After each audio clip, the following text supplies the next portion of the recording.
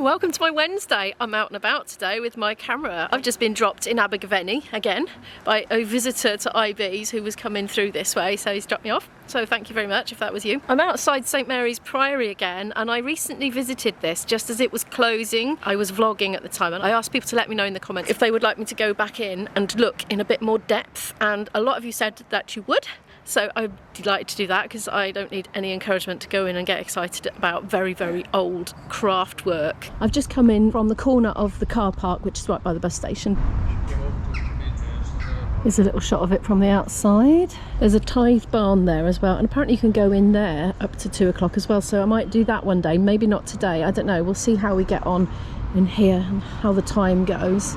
We'll need to eat at some point. I've just been told by the person that dropped me off that there are secret tunnels underneath Abergavenny. Whoops, they're not secret now because I've just told you about them. But anyway, apparently it's really true, he said, and a lot of people think it's not true. And he said, ask the people in there about it. So I'm going to try and remember to do that. As you can see, we've got another absolutely beautiful sunny day again. So I'm making the most of this. Let's go in.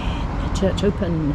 Visitors welcome. What am I like? I got so confused about which way we were facing, and in relation to that map last time I was in here, that I've made sure I've got my compass app on my phone so I can go in the right direction. I know which way I'm facing now, so it's all good. Last time I came in here, I had 8 minutes before it was closing, and I got so kind of flustered that I couldn't really focus properly on what I was doing. I've got literally 2 hours now, so it's way more time than I need. I've figured out, anyway, this is a wooden effigy. A lady just came along, saw that I was using my camera, and she said, oh, let me just put a light on for you. So she just literally put a light on for me, and she's been telling me some interesting things about the church.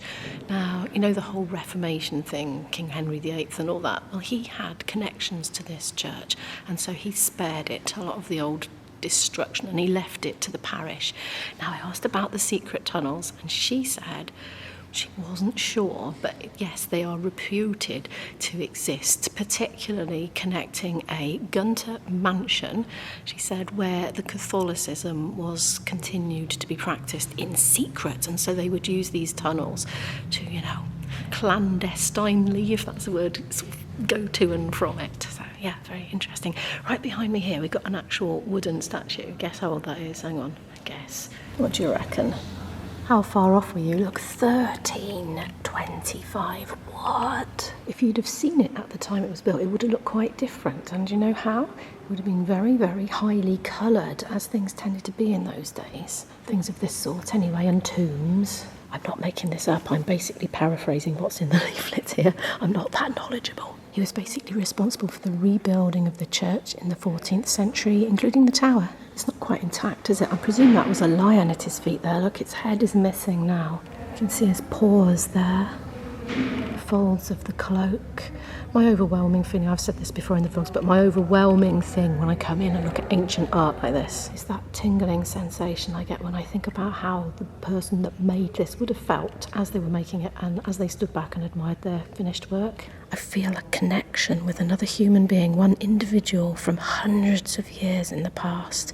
I feel connected to them in that moment, and yet our lives would have been so different from each other. It's incredible to think back and imagine how different their lives would have been here in Abergavenny back then in the 1300s. We're going to go and have a little look at Jesse now. Oh, the lady was telling me about Jesse. Introducing Jesse. He is massive, but he's not as massive as he was. She was telling me that once upon a time, you see that stump there? That chopped off tree stump you see there? Yep, well, that would have had a tree growing out of it.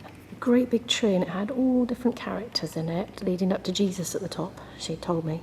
And they think that the reason it was removed was because it was too Catholic, but they did spare Jesse. I mean, he was the base of the statue.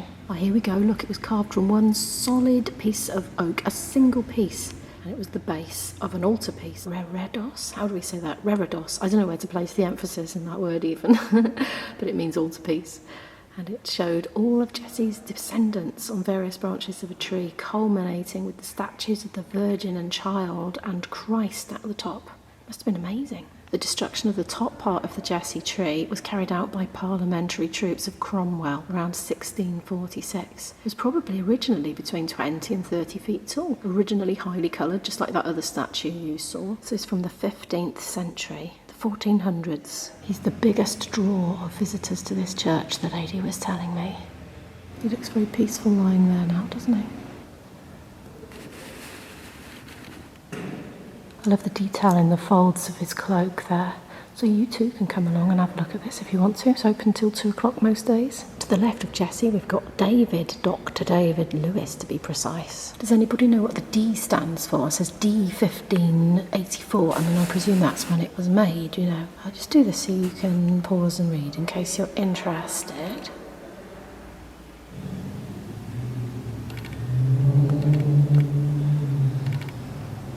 I was just saying to the lady when I was chatting to her that I think churches are so overlooked as these amazing exhibition places for these ancient artwork and barely touched, you know. And I also wonder how very different the whole picture of it would be if we hadn't have had that Reformation. Gosh, look at this gruesome looking skull here. I presume that was originally an external feature that's been brought in and been spared further weathering. We've got the very oldest statue here at 1256. That's when it was made. This lady was called Eva de Brause. Do feel free to correct my pronunciation on that. I do like that when people let me know. Now, look what she's holding there. Now, this is pretty grim, but according to the leaflet, the fact that she's holding that little casket there suggests that this is a heart burial. What the heck is a heart burial? That sounds pretty grim. Do they only bury a person's heart? Let me know in the comments, I'd love to know. Bit gruesome, if you ask me. She also has an animal at her feet. Look, I think it was a dog. It's very weather-worn now. You can make out his little paws, though. There's another statue just behind her, not quite as old. They think this one was made somewhere between 1350 and 1390, and they've based this assumption on the clothes that she was wearing, as that would have been the style of those times. The dog at her feet hasn't fared that well, because look, his head's off completely. We don't know this one's name. Most of her face has been worn away, hasn't it? I wonder what it looked like originally. Places like this get my imagination going. Do you see the graffiti? There's always graffiti, isn't there? I'm trying to make out the date.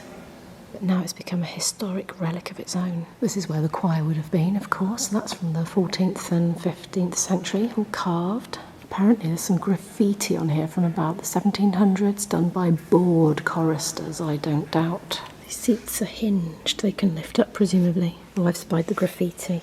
Here we are, look. Oh, wow, from the 1700s. Look at their writing. Gosh, schoolboys, I presume.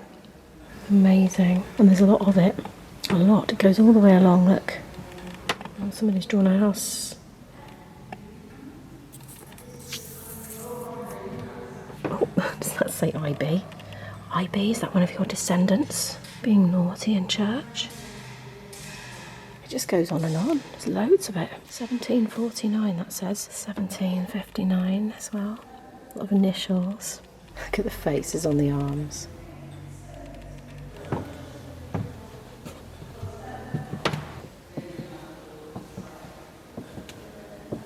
There's like a whole feast of statues to look at. I'm going to pop down the steps into this chamber here. It amazes me because like when we go away on holiday to exotic countries or whatever, you know, we might pay quite a lot to get into a museum that has this sort of level of ancient artifacts and be wowed by it and awestruck. And yet, as I was saying earlier, we have it here in the UK in these churches preserved. It's incredible. So this one looks like it's made of marble. It's Sir Richard Herbert of Coldbrook and his wife Margaret, I presume his wife, and that's from 1469. There seems to be a real common theme of having companions at their feet, animal companions. I wonder if that's to keep them company in the afterlife. I'm only making that up, I don't actually know. Oh, he's lost an arm. I do believe this is Richard Herbert from 1510. This is quite a complicated one, isn't it? Again, a lot of the faces have come off with age, you know, but that would have been very ornate in its day. I see some red there, and I'm wondering if that's sort of the residual remnants of where it would have been very painted, very colourful. We do kind of think of these things as very sort of monotone, don't we? Monocolour, what's the word? One colour. But it would have been so colourful in the day. I presume that's this one as well. His nose is off, isn't it? Is he marble? Look at the detail there on his chainmail. An obligatory companion at the feet, of course. Oh, we can definitely see some of the colour left on that one, can't we? It's pretty faded, but there's definitely evidence that it was there. Look. And at the top there as well on the shield.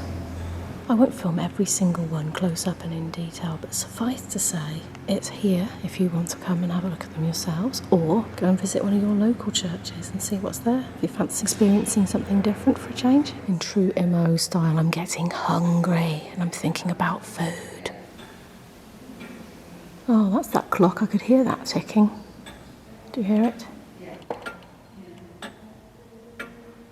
Timing some of my shots to it actually, because I quite often count when I'm doing shots, you know. I'm going to head out now and go and get a snack and a drink. Guess who's back in the market again? I'm getting food this time with Mr. Owl. I'm trying something very different actually. Never had sugarcane drink before. Going to have it today though. This is delicious. I could just gulp that down in one go. It's so smooth. It's not fizzy, it's still, and it's just so sweet. So I've gone for this. I'll just pop the ingredients there. They've warned me it's very, very hot. I've been chatting to the lady who works here. I'm going to give it a go. It's noodles, it is. Here we go. They've been warning me over and over. It's very, very hot. It looks absolutely delicious. There's loads of aubergine in there. I highly recommend. Full of flavour. There's the menu there in case you're interested. Got number 5 food rating. That's quite hard to get apparently. You have to do things like record the temperature of your food at regular intervals and things like that. Well, that was yummy. I'm definitely all fueled up and ready to go now. I'm going to have a little mooch around the market. Did I tell you I was in the market? I can't remember. If I didn't tell you I was in the market, I was in the market. I was eating at that little cafe there, the little Singapore food outlet there, which was very nice actually. And I was chatting to the lady who worked there and also a man who is from Singapore himself, and chatting for quite a while during most of my meal actually. All sorts of things at this market. Collectibles. Look at these Christmas ornaments. There's more, but they're easier to see with the camera. Oh, thank you. Cheers. Oh wow, there we go. Yeah, he's right. Look at those. Very imaginative. The idea with these are, you can pick a figure and then make it fit. Oh, right, I see. Oh, thank you. Obviously, I've got loads already made up, but the idea is, I'm here on the Tuesday, I'm on that table on the Tuesday. Okay, cool. Not sure if the camera picked that up, but he said he'll make them to order. You choose which figure you want, and then he'll make you up a Christmas bauble. All sorts of amazing things. We've got some amazing fossils over there. There's a guy with loads of fossils to buy and shells. Oh, these are so pretty, aren't they? £10 each for those, £4.95 for these smaller ones.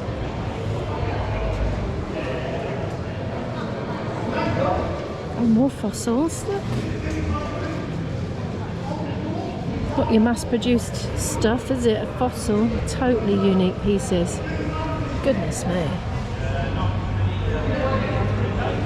There's a watch stall over there. I'm going to have a little look actually. I've been wanting to buy just a plain, simple, ordinary, not smart watch for ages, because every time I look at my phone to see the time, I get distracted by notifications and I get drawn in, and a few minutes will pass and then I think, okay, I shouldn't be getting distracted, and I think, what time was it? And I actually forgot to look. This keeps happening. 10 quid later, and guess who's got a lovely new watch? A lot of the stalls have antiques actually. Very interesting to have a browse around. Some things like really sort of pique your nostalgia, is that the right word? You know, it triggers off thoughts and feelings and memories, you know. We've got medals, badges, coins and notes. And more at the back actually. I happen to know this because I nipped out to use the loo while they were heating my food up. If you want to know where the toilets are in that building there, just out the back. Free to use. Oh, this one's got baskets. Octopus pots. What? Look like they've been under the sea. Must have been. I need to buy my daughter a sharp knife to take to uni for cooking with. She's permitted me to just choose at this late hour now. She wants everything to be pink and matching, basically. I will do my best to get her a pink cutting knife, but I can't make any promises. Let's see what we can find. I've just realised I forgot to bring a flipping carrier bag. I hate that. I hate buying a new carrier bag. Not good for the environment. I've got so many cotton ones at home that I love, but not with me right now. I also want to pop into Savers Chemist because I'm assembling my daughter her own first aid kit to take with her to uni, just with the things that she tends to need for her particular medical condition that she's got. I'll go there first, in fact, because we're right here. I got most bits the other day actually, so there's not a lot left of that to get, but let's do it.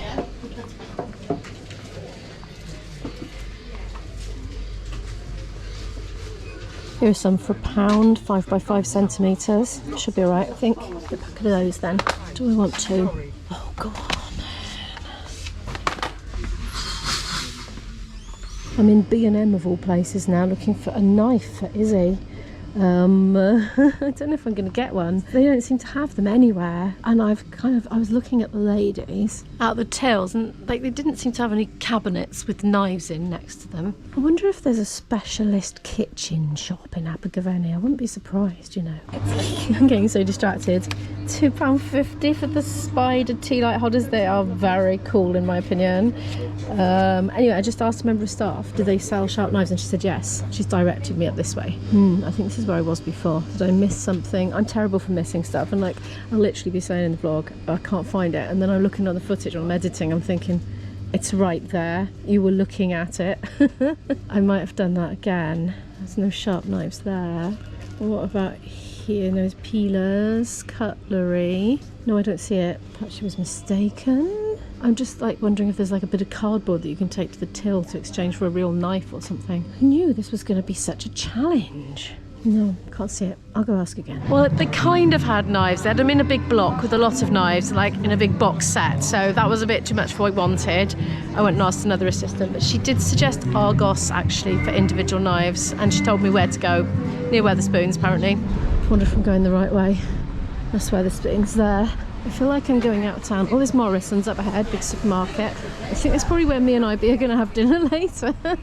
We were going to have breakfast, but then his brother turned up and drove me into town then because he was going this way anyway. So he said, well, let's have dinner instead tonight. Well, I don't think I've gone the right way for Argos, but there's somewhere called the Magic Cottage there, and I'm wondering if a Magic Cottage... Oh, there's Argos, it's over there. There it is. I'm going to look in the Magic Cottage. I'm intrigued by the title, frankly. It sounds like they would have a knife because cottages have to have knives in them. It's a charity shop, it is.